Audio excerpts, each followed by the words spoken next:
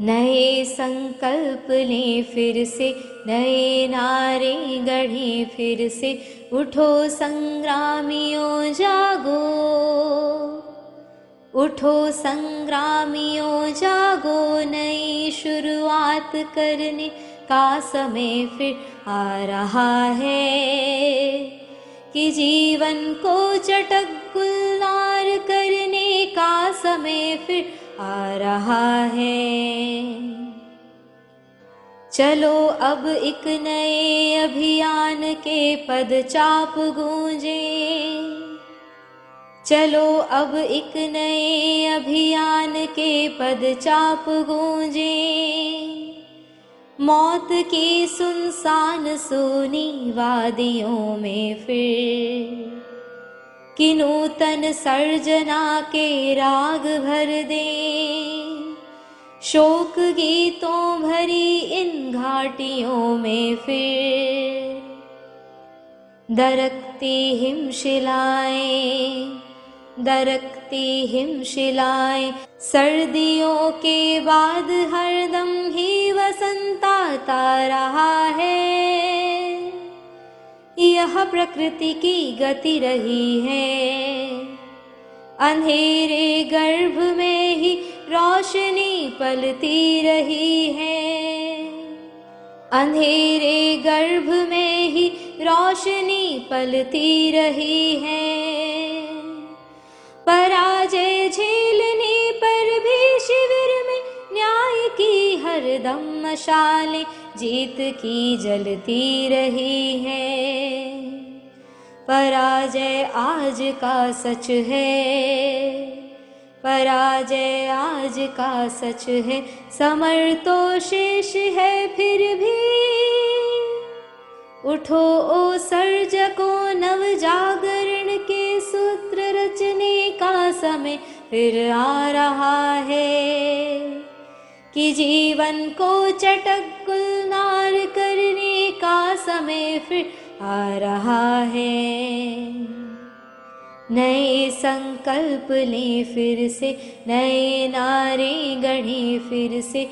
उठो संग्रामियों जागो, उठो संग्रामियों जागो। नई शुरुआत करने का समय फिर आ रहा है, कि जीवन को चटक गुलजार करने का समय फिर आ रहा है, फिर आ रहा है, फिर आ रहा है। ओम शांति।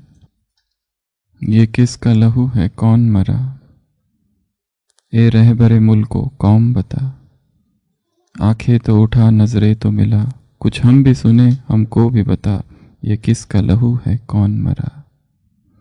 धरती की सुलगती छाती पर बेचैन शरारे पूछते हैं। हम लोग जिन्हें अपना न सके, वो खून के धारे पूछते हैं। सड़कों की जुबां चिल्लाती है, सागर के किनारे पूछते हैं। ये किसका लहू है, कौन मरा? ए अज़्म फना देने वालों, पैगाम वफा देने वालों, अब आग से क्यों कतराते हो? मौजों को हवा देने वालों, तूफान से अब क्यों डरते हो? शोलों को हवा देने वाले क्यों भूल गए अपना नारा? ये किसका लहू है, कौन मरा? हम ठान चुके हैं अब जी में, हर जालिम से टकराएंगे। तुम समझौते की आस रखो, हम आगे बढ़ते जाएंगे। हम मंजिल आज़ादी की कसम हर मंजिल पे दोहराएंगे। ये किसका लहू है, कौन मरा? ये किसका लहू है, कौन मरा? चारों तरफ अनाचार, चारों तरफ अत्याचार, चारों तरफ पीड़ा, दर्द। कौन मर रहा है, कब मर रहा है, पता ही नहीं चल रहा है। हर मुल्क दुखी है। आंखें तो उठा, नजरें तो झुका, कुछ हम भी सुने, हमको भी बता। धरती की सुलगती छाती पर बेचैन शरारे पूछते हैं। हम लोग जिन्हें अपना न सके, वो खून के धारे पूछते। सड़कों की जुबां चिल्लाती है, सागर के किनारे पूछते हैं। ये किसका लहू है, कौन मरा? तो संसार की हालत कैसी है अब? संसार दुखी है।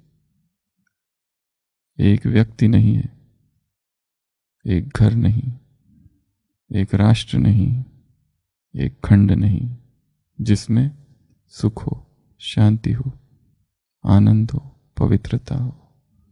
और जब ऐसे संसार का पतन हो जाता है तब भगवान का इस संसार में आगमन होता है।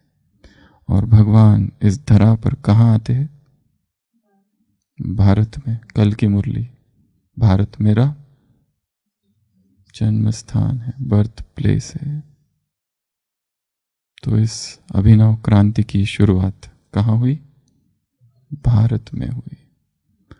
8 दिन की पूर्व तैयारी के बाद अब हम यज्ञ के इतिहास की ओर चलते हैं। परंतु यज्ञ के इतिहास से पहले एक दिन भारत के इतिहास को देना पड़ेगा और कल का दिन सिंध के इतिहास को देना पड़ेगा। उसके बाद ही यज्ञ का इतिहास होगा। भारत के विषय में बाबा ने आज तक क्या क्या कहा है? भारत अविनाशी खंड है, भारत सबसे महान है। मैं कहाँ आता हूँ? मैं भारत में ही आता हूँ। गायन है यदा यदा यदा ही धर्मस्य ग्लानिर्भवति भारत। भारत की ही ग्लानि होती है, भारत में ही धर्म ग्लानि होती है। और सबसे ज्यादा धर्म ग्लानि किसने की? भारत की, भारतवासियों ने, तुमने की है। और क्या कहा भारत के विषय में बाबा ने? भारत ही सबसे बड़ा तीर्थ है, भारत तीर्थ स्थान है, विश्व गुरु है भारत। और क्या कहा भारत के विषय में? भारत माता पिता की भूमि है, भारत में ही शिवरात्रि मनाई जाती है, भारत में ही गीता का गायन है, भारत में ही लक्ष्मी नारायण के मंदिर है, भारत में ही देवी देवताओं के मंदिर, भारत ही सिरताज था, भारत ही साहूकार था, भारत ही सॉल्वेंट था, भारत ही गरीब बन गया, दुखी बन गया, राव से रंक बन गया, भारत ही मोहताज हो गया, भारत ही माता है, भारत माता, अमेरिका माता, लंदन माता, ऑस्ट्रेलिया माता, न्यूजीलैंड माता, फ्रांस माता नहीं है। भारत क्या है? माँ है। भारत माता की जय, भारत माता की जय। पंडित जवाहरलाल नेहरू की किताब है भारत एक खोज, डिस्कवरी ऑफ इंडिया। वहां पर सीन है। किसके लिए कह रहे हो तुम भारत माता की जय? कौन है भारत माता? गांव के भोले भाले लोग सामने बैठे हुए, कौन कहता? एक कहता है भारत माता अर्थात झरने, नदी, हमारा ये जो खेत है वो भारत माता है। पंडित जी पूछते और कौन है भारत माता? कोई कहता है ये आसमान, ये समंदर, ये पहाड़, ये भारत माता है। और कौन है भारत माता? भारत माता अर्थात भारत की आवाम। हम भारत माता, एक एक भारत माता है। मैं भारत माता हूं। भारत माता कौन है? मैं खुद। और क्या कहा भारत के लिए बाबा ने? सोने की चिड़िया थी। अभी परसों की मुरली में था, एक तरफ तो भारत की महिमा के गीत गाते और दूसरी तरफ ये क्या हाल हो गया भारत का। परसों की साकार मुरली। और क्या गाते हैं भारत के लिए? सबसे ज्यादा पतित कौन बना? भारत। सबसे ज्यादा साहूकार, सबसे ज्यादा पवित्र भारत था, सबसे ज्यादा पतित भी भारत ही बना है। और क्या कहा? सबसे ज्यादा गालियां भी किसने दी? भारतवासियों ने। भारत अविनाशी खंड। और भारत का प्राचीन भारत की बहुत महिमा है। यह भी मुरलियों में आया है। प्राचीन भारत की बहुत महिमा है। प्राचीन भारत का प्राचीन योग प्रसिद्ध है। और हाँ, ये किसने कहा? ये कब आया था? ये मुरली में अभी आया है, 4 दिन पहले मुरली में आया है। जितनी बाप की महिमा है, सुनी है ना मुरलिया?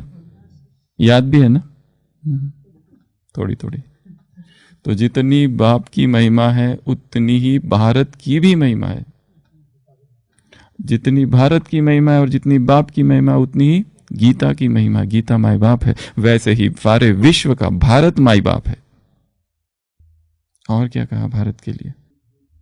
दूध घी की नदियां कभी यहां बहती थी, और अभी ये किसका लहू है कौन मरा, ये किसका लहू है कौन मरा, ये भी नहीं पता। इतना लहू बह रहा है, इतना दुख, इतनी दर्द, इतनी पीड़ा, इतना दर्द है, इस संसार में, इस भारत में। और क्या कहा भारत के लिए? अखंड भारत, बेहद का भारत और अविभाजित भारत। सबसे बड़ी बात कही है, भारत कोई एक देश नहीं है, सारा विश्व ही भारत है। अमेरिका भी भारत है, लंदन भी भारत है, ऑस्ट्रेलिया भी भारत है, सब कुछ भारत ही है। तब कुछ एक ही तो था पहले, फिर टुकड़े टुकड़े हो गए, खंड खंड में विभाजित हो गया, परंतु भारत एक ही है।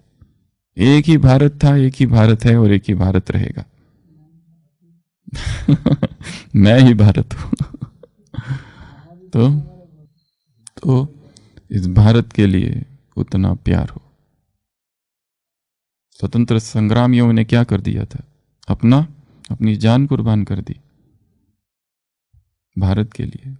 तो भारत को मां माना, सब कुछ अपना सर्वस्व त्याग कर दिया। Surrender, sum complete surrender. अंग्रेजी हिंदी में कितने शब्द है? एक है त्याग, त्याग के भी ऊपर एक शब्द है बलिदान, बलिदान के भी ऊपर एक शब्द है कुर्बानी, कुर्बानी के भी ऊपर एक शब्द है उत्सर्ग। उत्सर्ग किया, उत्सर्ग बहुत ऊंचा शब्द है। सब कुछ अर्पण कर दिया, उसमें फना भी आ गया, सब कुछ खत्म, वही सर्वस्व है, हमारा कुछ रहा ही नहीं। कंप्लीट उत्सर्ग, उत्सर्ग किया भारत के लिए। और एक बात, एक सूक्ष्म बात, द्वापर से अब तक जिसको भारत के लिए इतना प्यार था और जिन्होंने भारत के लिए अपना जीवन अर्पित कर दिया, वो कौन सी आत्मा रही होगी? वो कौन आत्मा रही होगी जो ऊपर से आई द्वापर के बाद? वो हो ही नहीं सकता है। ये वो आत्माएं थी जो शुरुआत से भारत में आई थी, क्योंकि इन्हीं लोगों ने भारत को कैसा देखा था? इतना स्वर्णिम भारत जिन्होंने देखा था, इतना सुख शांति पवित्रता जिस भारत में इन लोगों ने देखी, और अचानक इस भारत में ये क्या हो रहा है? इसलिए इन्हीं लोगों ने भारत के लिए, तो वो जितने फ्रीडम फाइटर्स थे कहां बैठे हैं? कहां है सुखदेव, राजगुरु, भगत सिंह और मंगल पांडे जी? कहां गए? वो पीछे बैठे हैं। वो झांसी की रानी, वो सब कौन है? वो सब इधर ही बैठे, वो तात्या टोपे, वो सारे इधर ही बैठे हुए हैं। एक एक जिसने इस देश के लिए अपना सर्वस्व बलिदान कर दिया, वो सभी देव कुल की आत्माएं थी। वो सब इधर ही है। वो स्वामी दयानंद सरस्वती, वो स्वामी विवेकानंद से लेके स्वामी शिवानंद से लेके स्वामी योगानंद से लेके वो सारे जो भारत के लिए जिन्होंने सर्वस्व स्वाहा किया, वो सब कहाँ हैं? यहाँ, अभी और इधर। वो सभी देवकुल की आत्माएं थी। बाबा ने कहा और एक चीज कही भारत के विषय में, सारा खेल भारत पर है। सारा खेल कहाँ चल रहा है? भारत। भारत का ही पतन है, भारत का ही उत्थान है। उत्थान और पतन की कहानी, राइज एंड फॉल की कहानी भारत की। तो ये जो भारत है, बाबा कहता है मैं तुमको हिस्ट्री एंड ज्योग्राफी सुनाता हूं। किसकी? भारत की। और भारत खास, दुनिया आम। मैं सुख शांति स्थापन करने आया हूं। कहां? भारत खास और दुनिया आम। तो ये जो भारत है, इसका इतिहास कहां से चालू होता है? सतयुग से, जो हमने सुना है द्वापर त्रेता तक।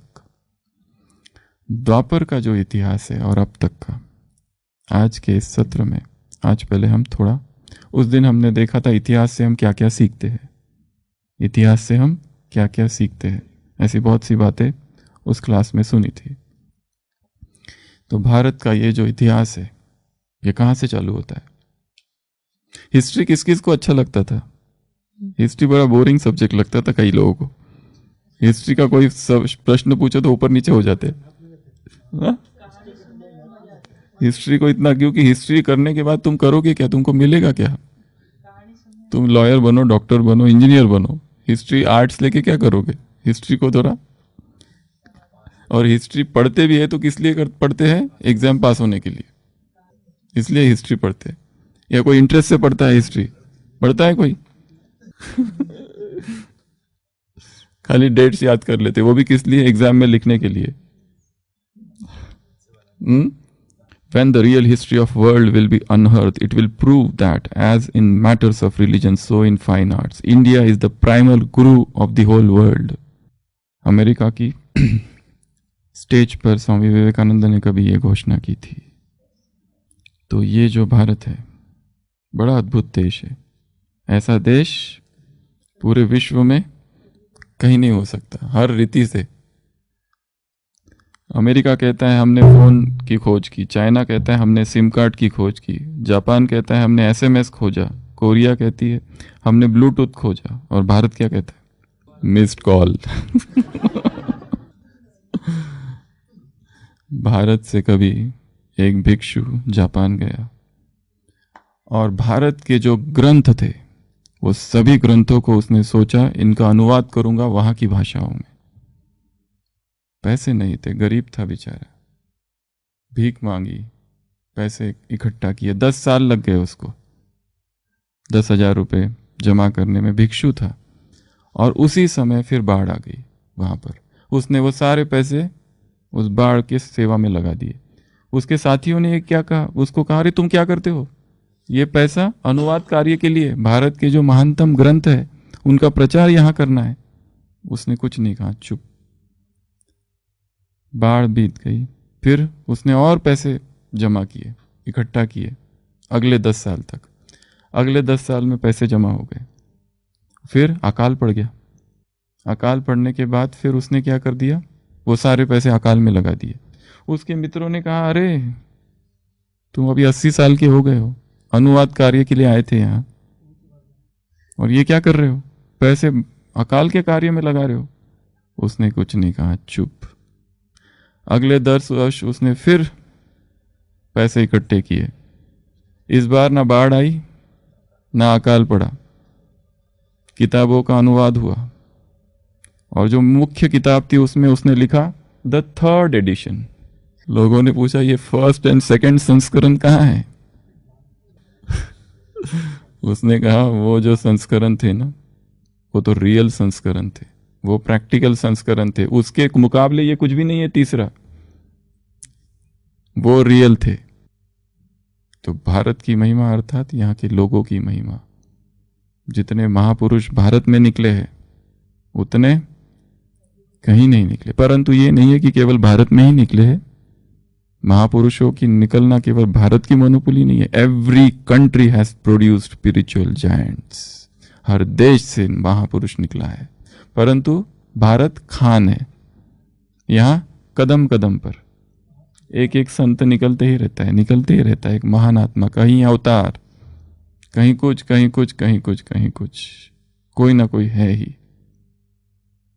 जितने लोगों को भारत में भगवान माना जाता है उतना और कहीं नहीं माना जाता। हर 10-100 किलोमीटर में एक मिलता है। ये कौन है? अवतार। किसके? उसके। ये कौन है? अवतार। किसके? उसके। ये कौन है? गुरु। यहाँ के अवतार, तीर्थंकर, बुद्धो। ये बुद्धों की, अवतारों की, तीर्थंकरों की, ईश्वर पुत्रों की भूमि है। सिकंदर का आक्रमण जब होता है तो आंभी पुत्र सिकंदर से मिल जाता है। वो भारत के द्वार खोल देता है सिकंदर के लिए। वो आंभी पुत्र आता है, चाणक्य के पास, कहता है कि आप भी मिल जाओ, क्योंकि सिकंदर कोई साधारण व्यक्ति नहीं है, वो देव पुरुष है, वो देव पुत्र है। सारे विश्व को जीतने के अभियान के लिए उसे देव आज्ञा मिली हुई है। चाणक्य की उसे क्या कहता है? उस विदेश ने तो एक ही देव पुत्र बनाया है। यहां ये देवों की भूमि है, हम देवों के ही तो वंशज है।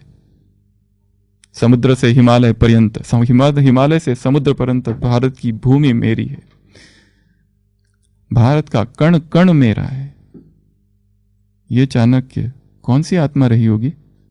देवी देवता कुल की इतना प्यार भारत के लिए और किसी को कैसे हो सकता है? जो ऊपर से द्वापर से आई, सीधा द्वापर में आई परम धाम से, वो भारत से इतना प्यार कर सकती है? भारत से सबसे ज्यादा प्यार किसने किया है? देवी देवताओं ने। और वो देवी देवता कौन है? हम। तो भारत की महिमा महान, जिसमें आते शिव भगवान। भारत की युक्तियाँ, वो तो बहुत ज़्यादा ही फेमस है विश्व भर में। भारत का जुगाड़। एक टीचर आता है, क्रिश्चियन टीचर, एक स्कूल में और पूछता है बताओ इस संसार में सबसे महान कौन है। एक बुद्धिस्ट बच्चा बैठा रहता है, वो कहता है बुद्ध, कहता है बैठो। एक मुस्लिम लड़का बैठा रहता है, वो हाथ खड़ा करता है, कौन, वो कहता है प्रॉफेट मोहम्मद, कहते हैं बैठो। एक हिंदू लड़का बैठा रहता है, उससे पूछते तुम बताओ कौन, वो कहता है जीसस क्राइस्ट, होते हैं वेरी गुड, एक्सलेंट। बाद में टीचर बोलता है तुमको कैसे पता, वो कहता है मुझे ये तो पहले ही पता है कि कृष्ण ही सबसे महान है, बट बिजनेस इज बिजनेस। अंदर से तो मुझे पहले ही पता है दूसरा कोई महान हो ही नहीं सकता, बट बिजनेस तो बिजनेस है ना आखिर। तो भारत जुगाड़ के लिए भी बहुत ज्यादा फेमस है। तो भारत के इतिहास की हम थोड़ी सी चर्चा करेंगे। तो भारत का इतिहास द्वापर से अब तक का 3 भागों में विभाजित है। प्राचीन भारत 2500 बीसी से, बीसी अर्थात क्राइस्ट से पूर्व, एडी अर्थात क्राइस्ट के बाद, ईसा पूर्व ईसा बाद 750, फिर यह है प्राचीन भारत, फिर है मध्य भारत 750 से 1750 तक, इसको कहते हैं मध्यकालीन भारत। तीसरा है 750 से 1947, 15 अगस्त 1750 से 1947 तक, भारत के स्वतंत्रता तक, इसको कहते हैं आधुनिक भारत। तो भारत इन 3 भागों में विभाजित है। आज हम भारत का इतिहास देखेंगे, भारत की संस्कृति देखेंगे। कल हम देखेंगे सिंध का इतिहास, क्योंकि इसी सिंध में एक संसार की सबसे महत्वपूर्ण क्रांति या घटना घटी, जहाँ से एक नया अभिनव अभियान चालू हुआ। तो प्राचीन भारत, बाबा ने एक मुरली में कहा हुआ है, साकार मुरली, प्राचीन भारत की महिमा बहुत है। गायन है प्राचीन भारत की महिमा का। तो प्राचीन भारत जो था वो कब है, बहुत पहले 250 बीसी, बिफोर क्राइस्ट जो गिना जाता है। वैसे तो इतिहास जो कुछ लिखा है कब लिखा गया, बाद में लिखा गया, और इतिहास में जो कुछ लिखा गया है वो रियल इतिहास किसी को ही पता नहीं। इसके पहले भी कई बार सुना चुके हैं। एक हिस्टोरियन था, सबसे famous historian, Edmund Burke. Edmund Burke ने अपने जीवन में 30 साल लगा दिए, किस लिए, इस संसार में आज तक क्या क्या हुआ और कब कब हुआ वो सब कुछ लिखने में। हर सभ्यता के बारे में, ग्रीक की सभ्यता, जापान की सभ्यता, मेसोपोटामिया की सभ्यता, हर इस मिस्र की सभ्यता, हर सभ्यता का उगम कैसे हुआ, उत्पत्ति कैसी हुई, शब्दों की व्युत्पत्ति कैसे हुई, भाषा कैसे जन्म ली, हर चीज उसने लिखी। एक दिन वो आधी रात को बैठ के लिख रहा था, अचानक आवाज हुई, उसके घर के पीछे कुछ हो गया। भाग के देखा, क्या, एक व्यक्ति का मर्डर हो गया है, कत्ल हो गया है, गिरा पड़ा है, लाश सामने बिछी हुई है, खून बह रहा है, सारे लोग एकत्रित है। वो पूछता है क्या हुआ क्या हुआ। कोई कहता है इसने अपने आप को खुद मार दिया, दूसरा कहता है नहीं इसका मर्डर हो गया, तीसरा कहता है नहीं वो आदमी जो है ना ये इसका एक्सीडेंट हो गया। कि अभी चश्मदीद गवाह है, सभी लाश पड़ी हुई है और हर एक का वर्षन अलग अलग है, हर एक का वर्षन अलग अलग है। ये वर्तमान में हो रहा है। वो घर पर आता है और उसने जो कुछ लिखा सब फाड़ के फेंक देता है। जो कुछ भी लिखा है उसने क्या कर देता है, फाड़ के फेंक देता है। तो ये हमारा इतिहास है। इतिहास बाद में लिखा गया है। जीसस क्राइस्ट ने बाइबल नहीं लिखी है, बाद में लिखी गई है बाइबल। सारे धर्मशास्त्र, धर्म स्थापक आए उनके बाद में लिखे गए। उनमें कितना सत्य है, क्या है, किसको पता। इंटरपोलेशन होते रहता है। व्यक्ति, जैसे मीरा के भजन है, बाद के भी बहुत सारे भजन है, उनको भी मीरा के नाम से ही मार्केटिंग, अपना एक श्लोक डालते थे, अपना एक लाइन डालते थे, और मीरा कहती है या तुलसी कहता है, एक ही तो डालना है। तो पता नहीं कितना सत्य है, पता नहीं कितना उसमें तथ्य है। इसके लिए बाबा क्या कहते हैं, मैं तुम्हें रियल हिस्ट्री बताता हूँ संसार की। इसके लिए यहाँ के जो फिगर्स है कितने सत्य हमें पता नहीं है।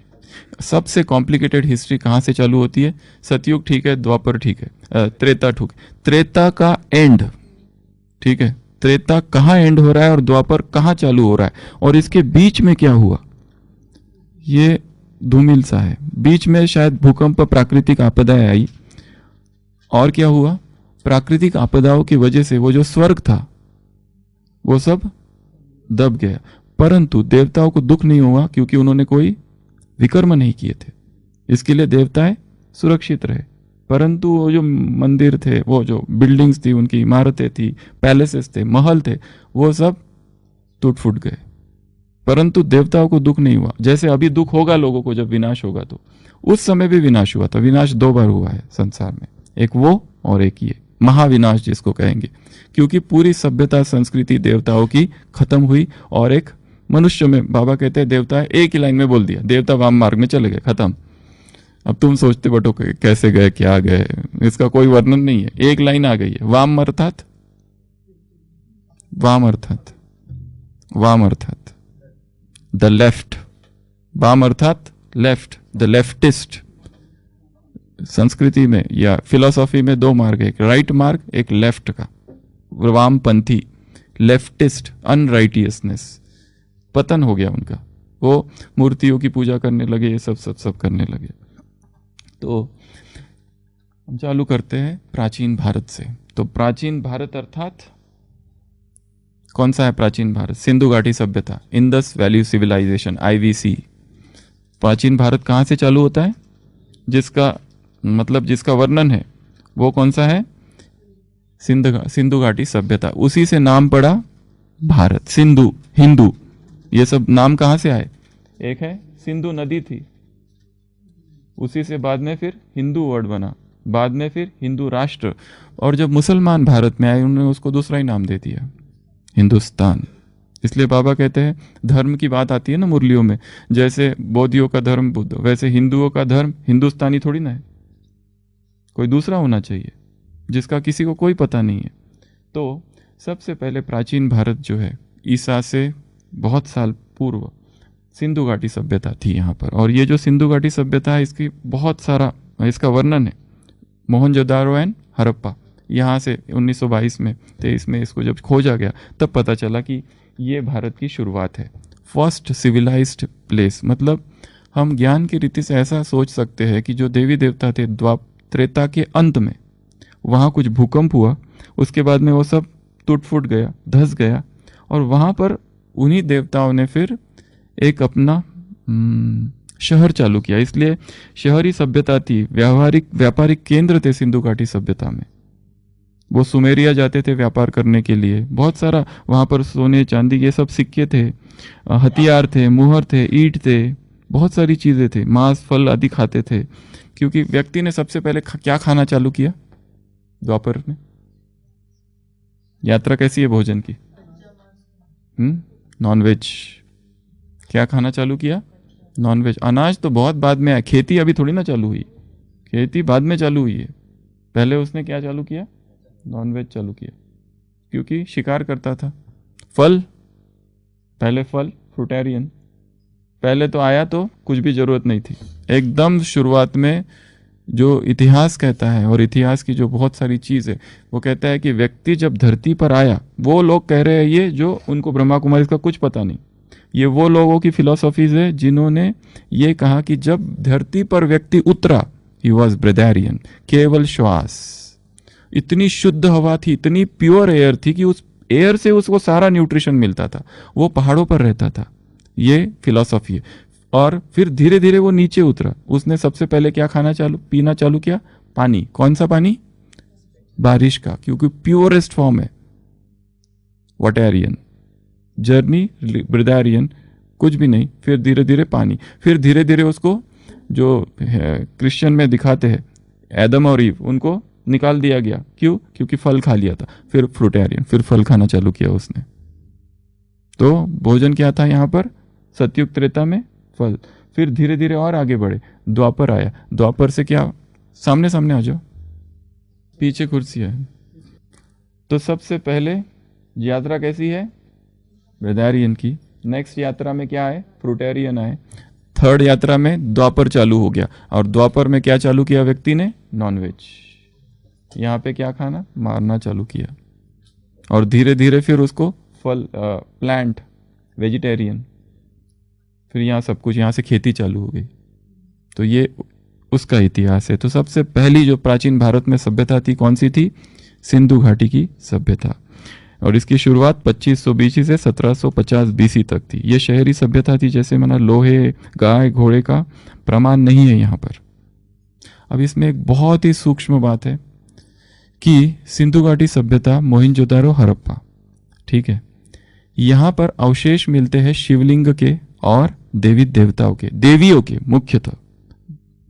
और जो भारत में आक्रमण हुआ था वो सिंध में हुआ था। मोहम्मद बिन कासिम, सबसे पहला जो आक्रमण मुगलों का भारत में जो हुआ था वो सिंध में हुआ था, सिंध के द्वारा हुआ था।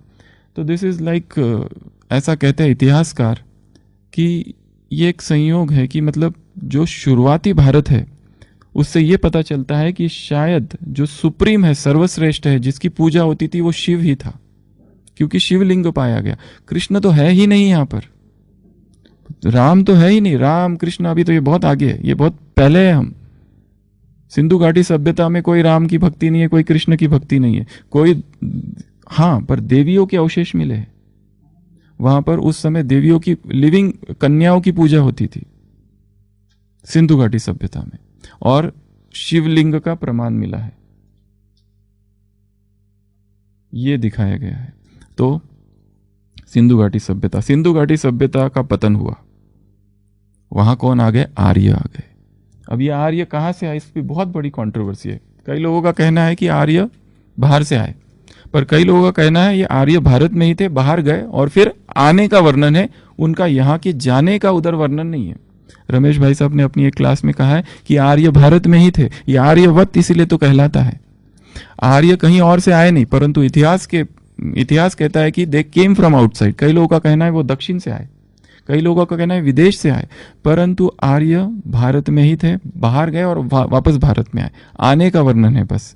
तो सिंधु घाटी सभ्यता का पतन हुआ और आर्य का उत्कर्ष हुआ, तो आर्य आए, और ये आर्यों का जो आगमन है लगभग 1500 बीसी से 600 बीसी तक है। पंजाब और अफगानिस्तान में सरस्वती नदी के किनारे आए, फिर यहाँ पर ऋग्वेद, महाभारत, रामायण की रचना हुई, संस्कृत भाषा आई, ग्रामीण सभ्यता थी, उपनिषद आए, समाज में 5 भागों में समाज बट गया, कुल, ग्राम, विश्व, जन और राष्ट्र, ये आर्य। और धीरे धीरे फिर आर्यों का पतन हुआ, और उसमें भी फिर वैदिक सभ्यता आई। वैदिक सभ्यता को ही वास्तव में आर्य सभ्यता कहते हैं। वैदिक पीरियड, फिर पोस्ट वैदिक पीरियड, और फिर यहाँ पे बहुत सारी चीज़ें हैं, सारे शास्त्र, सारे उपनिषद, सारे वेद पुराण यहाँ लिखे गए। और फिर और आगे बढ़ो, आगे भारत में एक अवतार का जन्म है, कौन सा? पहला बुद्ध। भारत तब तक जनपदों में बढ़ गया, 16 जनपदों में भारत बढ़ गया था। इसलिए चाणक्य की फिलॉसफी में बार बार आता है कि ये जो भारत है, मेरा स्वप्न क्या है? अखंड भारत, क्योंकि खंड खंड में बढ़ गया है भारत, जनपदों में बढ़ गया है भारत। इसलिए सिकंदर ने जब आक्रमण किया तो वो तक्षशिला से चाणक्य कहाँ पहुंचा? मगध। किसके पास? धनानंद के पास, की मदद करो, हम इस सिकंदर को अगर नहीं रोके तो वो पूरे भारत को अपना गुलाम बना देगा, पर धनानंद उसको हटा देता है इसलिए तो प्रतिज्ञा करता है। तो यहाँ बुद्ध, उस समय 16 जनपद थे, उसमें से अति महत्वपूर्ण गणराज्य थे शाक्य और लाच्छवी, और तथा राजतंत्र थे कौशंबी, मगध, अवंती और कौशल। तो इस तरह से 16 जनपदों में भारत तब बटा हुआ था। ठीक है, अब और आगे चलते हैं। फिर यहाँ बुद्ध का जन्म दिखाया है, फिर उसके द्वारा अब तक वेद उसमें बलि चढ़ाना ये सब हो गया था। और जब बुद्ध का आगमन हुआ तो उसने क्या कर दिया? ये सारी बलि प्रथा को अपने आप रोक गया। जो बौद्ध की, जो हिंदू धर्म को मानने वाले थे, वो सारे क्या बन गए? बौद्ध ही बन गए, क्योंकि वहां ना आत्मा था ना परमात्मा। इसकी फिलॉसफी नहीं थी उसकी। क्या था? केवल सम्यक ध्यान, सम्यक कर्म, सम्यक श्रवण, सम्यक व्यायाम, जो 8 फोल्ड पाथ्स है, मछली निकाय जिसको कहा है, मछली मिडल पाथ, तो लोग उसकी तरफ आकर्षित हो गए। तो यहाँ पर बौद्ध धर्म, एट द सेम टाइम बौद्ध का, महात्मा बुद्ध का समकालीन कौन था? महावीर। तो जैन धर्म और बौद्ध धर्म दोनों, हम केवल भारत के इतिहास की चर्चा कर रहे हैं, इसलिए इस्लाम, क्राइस्ट, जुडाइज्म इनको नहीं ला रहे, केवल भारत की चर्चा चालू है ये भी। तो शुरुआत में प्राचीन भारत कहाँ से चालू हुआ? सिंधु घाटी सभ्यता से चालू हुआ, फिर आर्य आए, वैदिक सभ्यता आई, उसके बाद में बौद्ध धर्म आया, वैदिक सभ्यता का पतन हुआ, वैदिक सभ्यता का पतन हुआ, कम कम होती गई। सिकंदर का आगमन हुआ 326 बीसी में, झेलम के तट पर पोरस को, झेलम के युद्ध में पोरस को हरा दिया सिकंदर ने, और पर सिकंदर खुद बीमार पड़ गया, वो मालियों के गांव में कबीले में लड़ा के द्वारा घायल हुआ और उसको भारत में घुसने नहीं दिया। और प्लस ये सारे गुरुकुल के सारे छात्र और चंद्रगुप्त मौर्य, वो तो चला गया, परंतु सेलुकस था, उसकी जो बेटी थी उसके चंद्रगुप्त मौर्य का उसका विवाह दिखाया है।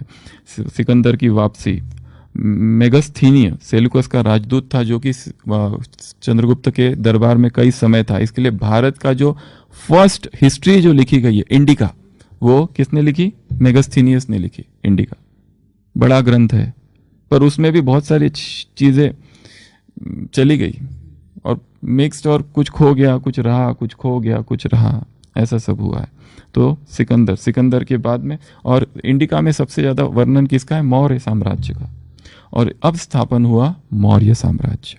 भारत का जो प्रथम क्या कहेंगे इसको, राजा है, शासक है वो, और हिंदू भारत का, अखंड भारत का जो प्रथम शासक है वो है चंद्रगुप्त मौर्य। और अंतिम, कमलेश भाई, पृथ्वीराज चौहान, अंतिम शासक, जिसकी हार हुई तराइन के युद्ध में मोहम्मद घोरी के द्वारा, और उसके बाद में तुरंत आ गया मुगलों का शासक, गुलाम वंश, तुगलक वंश, वो सारा आगे। तो यहां पर मौर्य शासन चालू हुआ। इस शासन में बहुत सारी चीजें हुई, तो ये भी बढ़ता गया। फिर उसका बेटा कौन था? बिंदुसार। और बिंदुसार का बेटा कौन था? अशोक। बिंदुसार की महिमा क्या है पता है? नहीं बिंदुसार की महिमा है son of father and father of son. Bindusar की महिमा क्या है पता है?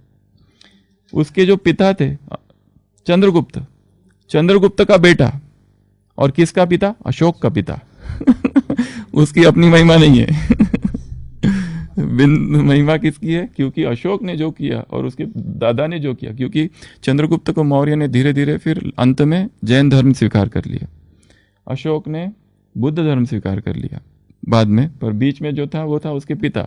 उसकी महिमा ऐसी है वो पिता का बेटा है और बेटे का पिता है, ये उसकी महिमा है, उसकी अपनी महिमा नहीं है। महिमा है अशोक की, अशोक महान, और चंद्रगुप्त मौर्य की महिमा है। तो ये सारे जो साम्राज्य हुआ ये पूरा मौर्य साम्राज्य है, और मौर्य साम्राज्य का उत्कर्ष हुआ अशोक के काल में, सबसे ज्यादा उत्कर्ष हुआ। और सबसे महत्वपूर्ण बात, कलिंग के युद्ध में के बाद अशोक को वैराग आ गया, ये सब दुख दर्द पीड़ा देखकर उसने बौद्ध धर्म स्वीकार किया, और बौद्ध धर्म का उत्कर्ष हुआ अशोक के काल में। उसका बेटा राहु, ये सारे जो थे उसके बेटे को उसने उधर श्रीलंका भेजा, सब जगह बौद्ध धर्म बहुत तेजी से फैला। बौद्ध धर्म भारत में इतना नहीं हुआ फैलाव, भारत के बाहर हुआ, चाइना, ये सब, बर्मा, श्रीलंका, ये सब जगह पर बौद्ध धर्म फैला। तो ये भी एक बड़ी अचरज की बात है। जहां जो जन्म लेता है, जीसस क्राइस्ट कहता है prophets are not respected in their own country. जिस देश में मसीहा आता है उस देश में उसको सूली चढ़ाई जाती है, और बाकी देशों में उसके चर्च बनाकर उसकी पूजा होती है। Prophets are not respected in their own country. हल्की मुल्की दाल बराबर। This son of foxes have holes and birds in the heavens have nests. This son of man hath not where to lay his head. वो कहता है सबके लिए अपना अपना कुछ कुछ है, पक्षियों के लिए घोंसला है, पर मेरे लिए रखने के लिए, सिर रखने के लिए एक जगह नहीं है यहाँ पर। This son of man hath not where to lay his head. Jesus Christ कहता है।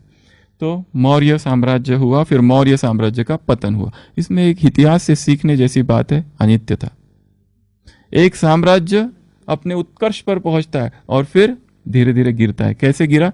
क्योंकि ये जो परिवार वाले थे, उत्तराधिकारी थे, वो सब कमजोर थे, उनमें आपसी मतभेद हो गए, इसके लिए वो पतन हो गया। उसके बाद में मौर्य साम्राज्य के बाद में गुप्त साम्राज्य आया, गुप्त द्वारा स्थापित किया हुआ, समुद्रगुप्त, चंद्रगुप्त द्वितीय, उसमें कालिदास। फिर उसके भी पतन का कारण कि स्वतंत्र राज्य चालू हुआ, हुनों का आक्रमण हुआ। भारत एक ऐसा देश है पूरे विश्व में जिस पर सब ने आक्रमण किया पकड़ पकड़ के आक्रमण, हुनों ने आक्रमण किया, पुर्तगालियों ने आक्रमण किया भारत पर, डच ने आक्रमण किया भारत पर। किसने? एक एक आया और भारत को, पुर्तगाल, डच, हुन, चंगेज खान, मंगोलिया, सब लोग आए और भारत को लूट लूट के ले गए। और जो बचा कुचा था वो ईस्ट इंडिया कंपनी आई फिर बाद में फिर अंग्रेज आए और भारत को, और भारत एकमात्र देश है जिसने आज तक किसी पे आक्रमण नहीं किया। इसलिए भारत माता की जय हम शांति प्रिय लोग हैं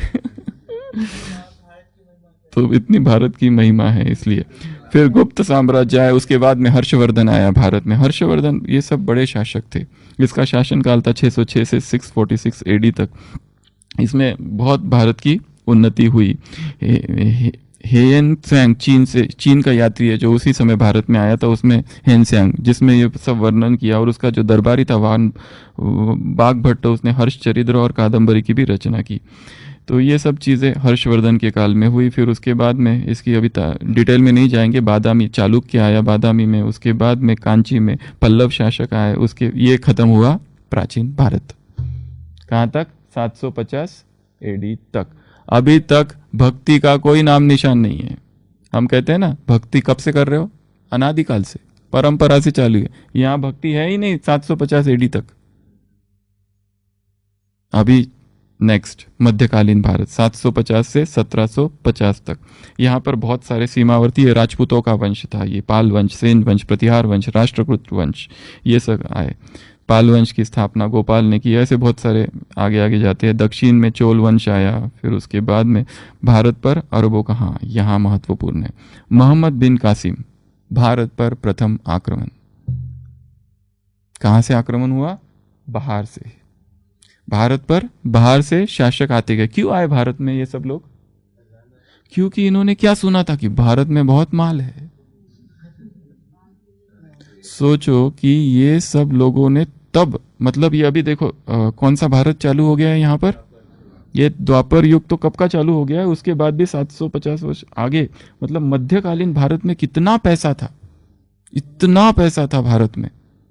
वो देवी देवताओं के राज में कितना पैसा होगा। और एक एक ने इतना पैसा लूट के लेके गया, एक एक इतना लूट के लेके गया कि उसकी कोई गिनती नहीं है। इतना पैसा ये लोग लूट के लेके गए भारत से। तो सबसे पहले मोहम्मद बिन कासिम भारत पे आया। फिर मोहम्मद गजनवी का भारत पे 17 बार आक्रमण हुआ। सोमनाथ का मंदिर मुरलियों में आता है, 1025 में सोमनाथ का मंदिर लूटा और कितना सारा पैसा लेके गया। और हम लोग जो लूटे गए, क्यों लूटे गए? हम में आपसी यूनिटी नहीं थी। हम ही आपस में लड़ते रहे। जैसे भारत का सबसे पहला जो ट्रेटर था वो कौन था? ये अभी जो सुनाया, आम्भिराज, जिसने सिकंदर के लिए द्वार खोल दिए और सिकंदर भारत में आया। नहीं तो भारत में आता ही नहीं था सिकंदर। पहला देशद्रोही, क्या कहते हैं उसको, वतने, गद्दारे वतन गद्दारे वतन मुरलियों में आता है। ट्रेटर मत बनना, वतने जहान, गद्दारे वतन। तो ये आया। तो सबसे पहला मोहम्मद बिन कासिम, उसके बाद में मोहम्मद घोरी का भारत में आक्रमण हुआ 1175। मोहम्मद घोरी, पृथ्वीराज चौहान का ये समय है। और पृथ्वीराज चौहान ने कितनी बार उसको हराया और हर बार माफ कर दिया। ये भारत की महानता है पर इसको लोग मूर्खता भी कहते हैं, परंतु बहुत राजकुल है। अगर कोई शरण आता है उसको मारा नहीं जाता है। पर ये जो लोग थे ये बड़े दिखावे वाले थे। शरण आए और बाद में फिर अंतिम तराइन का जो युद्ध था उसमें उसको अपने साथ लेके गया। वो और उसका दोस्त कौन? चांद बरदाई, बताया ना, उसको मार देता है वहां पर। तो चंद्रगुप्त, पृथ्वीराज चौहान का अंत अर्थात एक दशक का अंत। पृथ्वीराज चौहान का अर्थात हिंदू अंतिम राज्य का अंत यहाँ से ही सब कुछ चालू हुआ। और पृथ्वीराज चौहान का अंत, 2 राजधानी थी, एक अजमेर और दिल्ली, 2 से ऑपरेट करता था वो, तो वहाँ अंत हुआ और बस यहाँ से मुगल साम्राज्य चालू हो गया। क्योंकि मोहम्मद घोरी ने खुद राज्य नहीं किया, उसने क्या किया, गुलाम छोड़ गया। तो क्या चालू हुआ फिर, गुलाम वंश चालू हुआ। खिलजी वंश आया, तुगलक वंश आया, सैयद वंश आया, लोधी वंश आया, एक के बाद एक के बाद एक वंश आते गए। इल्तुतमिश, रजिया सुल्तान आई बीच में, कुछ ही समय थी पर वो, और फिर चली गई। कुतुबुद्दीन ऐबक, कुतुब मीनार जो है दिल्ली का, तो कुतुबुद्दीन ऐबक। फिर पानीपत का प्रथम युद्ध हुआ यहाँ, इसको कहते हैं सल्तनत काल, सल्तनत काल। उसके बाद में दक्षिण में जाओ, विजयनगर साम्राज्य की स्थापना हुई। किसी एक क्लास में यहाँ पर विस्तार से हमने चर्चा की थी, हक्का बुक्का। 2 लोग जो थे उधर साउथ में, बाबर ने उनको पकड़ रखा था, वहां से छूटकर नीचे आए भागकर साउथ में, हक्का बुक्का नाम के 2 सैनिक, हाँ हक्कराय बुकराय, इन दोनों ने मिलकर फिर एक नए साम्राज्य की स्थापना की, जिसको कहते हैं विजयनगर साम्राज्य, जिसमें सबसे बड़ा राजा था श्री कृष्णदेव राय, राजा कृष्णदेव राय। और तेलारी रमन की फिर कहानियां जुड़ती है वहां पर बहुत सारी। फिर उसका भी पतन होता है, पर विजयनगर साम्राज्य का सूफी और भक्ति आंदोलन अब यहाँ आता है, ज्ञान से संबंधित भक्ति यहाँ चालू हुई। भक्त आए सारे, शंकराचार्य आया, शंकराचार्य ने भी भक्ति की शुरुआत की थोड़ी, क्योंकि उसका संन्यास तो है ही, पर साथ में भक्ति के भी बहुत सारे चीजें हैं उसके।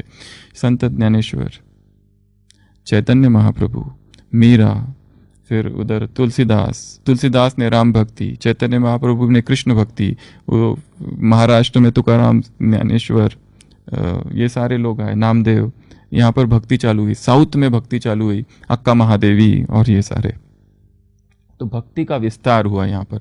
कहते हैं कि 7वीं शताब्दी भक्ति कहाँ से शुरू हुई, साउथ से, नॉर्थ से शुरू नहीं हुई है, साउथ से भक्ति चालू हुई है, दक्षिण भारत से भक्ति का उदय हुआ। और सारे देश में अब तक शासन किसका चल रहा था, पहले वैदिक साम्राज्य था, उसके बाद में बुद्ध आया, सब बौद्ध बन गए, परंतु बौद्ध का शून्यवाद इतना फैल गया कि फिर भक्ति आई, फिर बुद्ध हट गया, फिर जो बौद्धी थे वो भक्त बन गए, और फिर भक्ति की लहर फैल गई पूरे भारत में, भक्ति ही भक्ति, भक्ति ही भक्ति, जहाँ देखो वहाँ। फिर कृष्ण भक्ति चालू हुई, राम भक्ति चालू हुई, 5 प्रकार, वैष्णव, विष्णु की भक्ति करने वाले, शिव की भक्ति शाक्त, शक्ति की भक्ति करने वाले शाक्त, और शिव की भक्ति वाले शैव, और गणपति की भक्ति करने वाले गाणपत्य, और सूर्य की महिमा करने वाले भक्ति करने, ऐसे 5 भक्ति भारत में चालू हुई। यहाँ से भक्ति का आगमन हुआ है।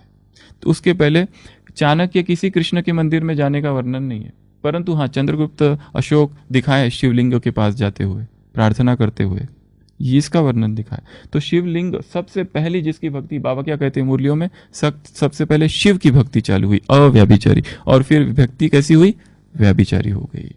शास्त्र लिखे गए, रामचरितमानस आया, पहले तो वाल्मीकि रामायण था, फिर रामचरितमानस आया, करते करते करते करते ये सब बढ़ते गया। फिर सूफी आंदोलन आया, भक्ति आंदोलन, गुरु नानक, कबीर, मीराबाई, रविदास, राम, फिर मूर्ति पूजा चालू हुई, ये सब चालू हुआ। और फिर मुगल साम्राज्य उसी टाइम पे, मतलब हुमायूं, पहले बाबर से चालू हुआ, हुमायूं आया, अकबर आया, जहांगीर आया, शाहजहां आया, औरंगजेब आया। अकबर का शासनकाल बहुत अच्छा उसमें दिखाया हुआ है, बहुत सारी। सूर साम्राज्य आया, मराठों का उत्कर्ष हुआ, शिवाजी महाराज से वो चालू हुआ। और फिर धीरे धीरे धीरे प्रथम आंग्ल युद्ध, दूसरा, तीसरा आंग्ल युद्ध, और फिर मराठों का भी पतन हुआ। और ये सब पतन होते होते सबसे लास्ट में क्या आ गए, फिर प्लासी का युद्ध हुआ 1757 में। और उसके बाद में फिर धीरे धीरे व्यापार करने विदेशी आए इधर, और धीरे धीरे फिर उनका ईस्ट इंडिया कंपनी स्थापित, 1857 की क्रांति हुई।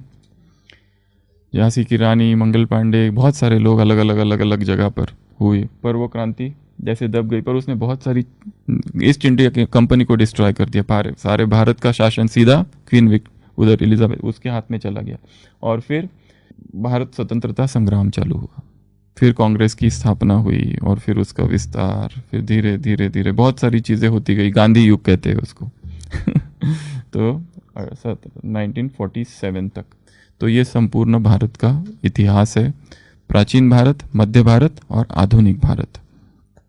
तो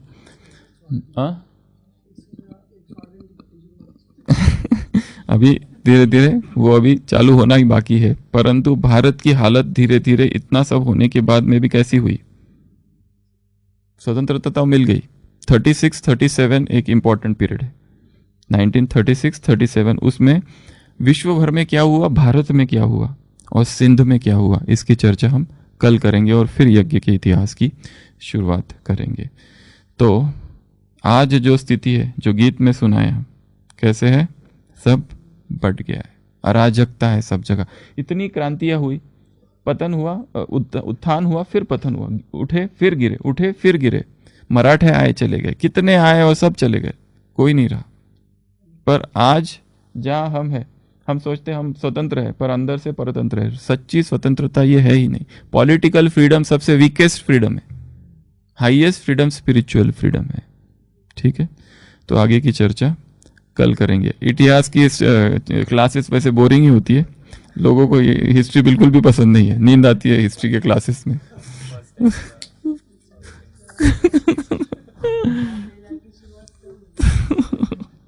रामलीला कब हुई, राम मंडलिया कब, ये सब बहुत सारी चीजें हैं जो हम बीच बीच में चर्चा करेंगे। ठीक है, अच्छा, ओम शांति। भारत का इतिहास 1 घंटा में बताना ये बहुत बड़ी बात है। 1 घंटे में नहीं हो सकता है भारत का इतिहास, इतना बड़ा एक इतनी सारी चीजें जुड़ी हुई है इसके साथ। हाँ, भारत के कुंभकर्ण का गायन, भारत के रावण का भी गायन है। रावण को क्यों छोड़ दिया?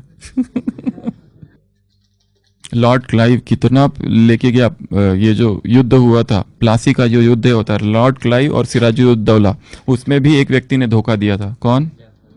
मीर जाफर, गद्दार वतन। वहां पर भी एक व्यक्ति ने धोखा दिया था, जिसमें नहीं तो ऐसा हो ही नहीं सकता है कि उनकी सेना कितनी थी, इतनी सी लॉर्ड क्लाइव की, और ये जो था सिराजुद्दौला, उसकी सेना इतनी बड़ी थी, फिर भी क्योंकि इसने धोखा दे दिया बीच में, परंतु उसको मिला क्या, उसको ही तो मार दिया फिर बाद में वो लोगों ने। और लॉर्ड क्लाइव कितना सामान भर भर के लेके गया, कैसे 7 जहाज भर के लेके गया। अब भी 1757 में, मतलब उस समय के भारत में भी कितना पैसा था, 7 बड़े बड़े जहाज, हीरे मोती चांदी सब भर भर के लेके गया। इसलिए बाबा कहते भारत साहूकार था, अब गरीब बन गया है। ओम शांति।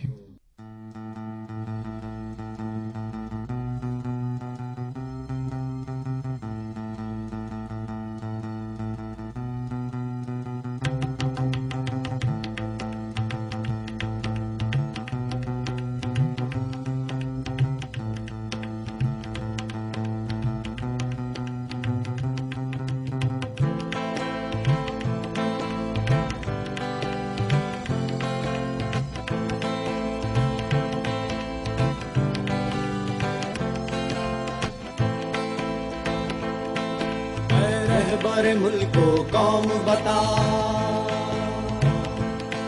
रहबर मुल्को कौम बता, आंखें तो उठा नजरें तो मिला, कुछ हम भी सुने हमको भी बता, ये किसका लहू है कौन मरा, रहबर मुल्को कौन बता, आंखें तो उठा नजरें तो मिला, कुछ हम भी सुने हमको भी बता, ये किसका लहू है कौन मरा, ये किसका लहू है कौन मरा।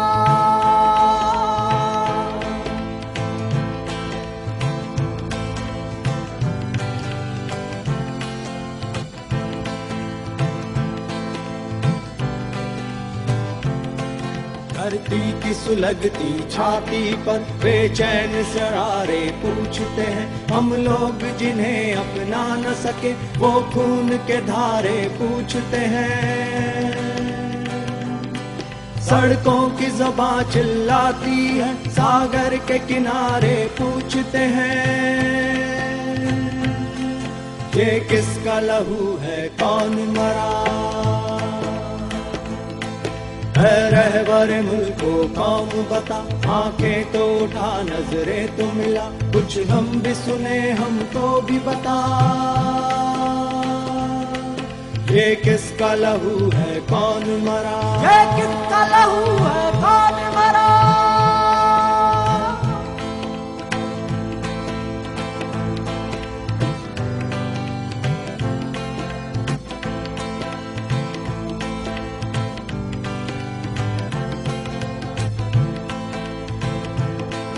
है अज़्म फना देने वालों, पैगाम वफा देने वालों, अब आग से क्यों कतराते हो, शोलों को हवा देने वालों। तूफान से अब क्यों डरते हो, मौजों को हवा देने वालों। क्या भूल गए अपना नारा,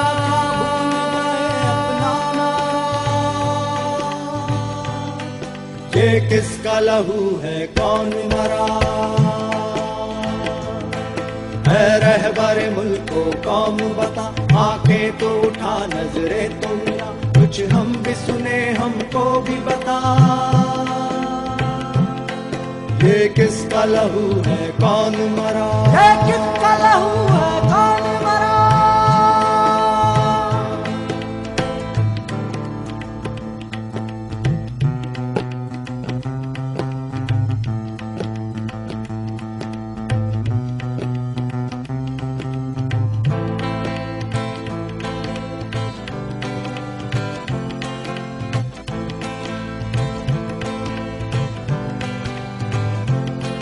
हम ठान चुके हैं अब जी में, हर जालिम से टकराएंगे। तुम समझौते की आस रखो, हम आगे बढ़ते जाएंगे। हम मंजिल आजादी की कसम हर मंजिल पे दोहराएंगे। ये किसका लहू है कौन मरा, रहबर मुल्को कौम बता, आंखें तो उठा नजरें तो मिला, कुछ हम भी सुने हमको भी बता। ये किसका लहू है कौन मरा, ये किसका लहू है